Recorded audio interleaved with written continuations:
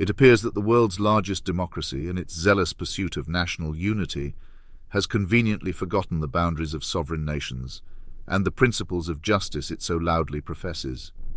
The revelations from Canada regarding the potential involvement of Indian government agents in the assassination of a Sikh separatist leader on Canadian soil is nothing short of brazen interference and a flagrant disregard for international norms. Mr. Modi's government, in its eagerness to suppress the voices advocating for Khalistan, seems to have blundered into an audacious act of extraterritorial violence. While diplomatic handshakes and formalities continued at the G20, one wonders what thoughts raced through Mr. Modi's mind when Prime Minister Trudeau confronted him with these allegations.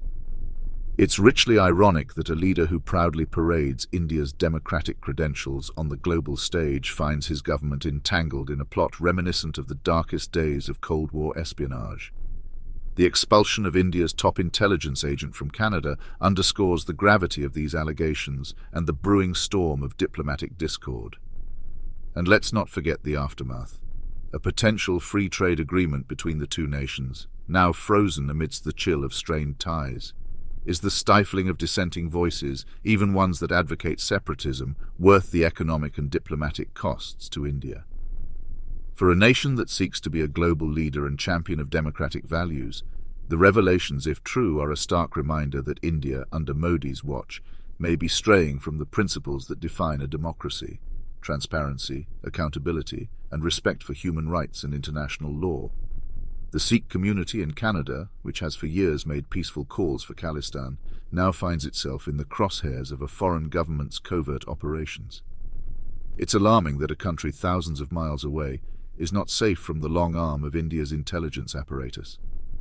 The silence from New Delhi is deafening, and one can't help but wonder, if these allegations are baseless, why not offer unequivocal proof? Why the muted responses and vague statements?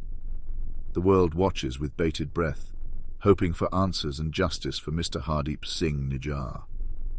And to those misguided souls who in their fervent nationalism might be tempted to draw some clumsy parallel between Canada and America, or Hardeep Singh Nijjar and Osama bin Laden, please do remember that intellectual laziness is not a virtue.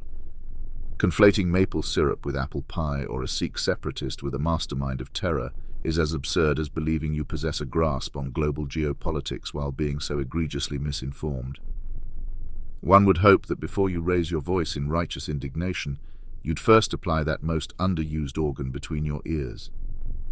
But then, to quote the bard, "The empty vessel makes the loudest sound," a truism as pertinent today as it was in Shakespeare's time.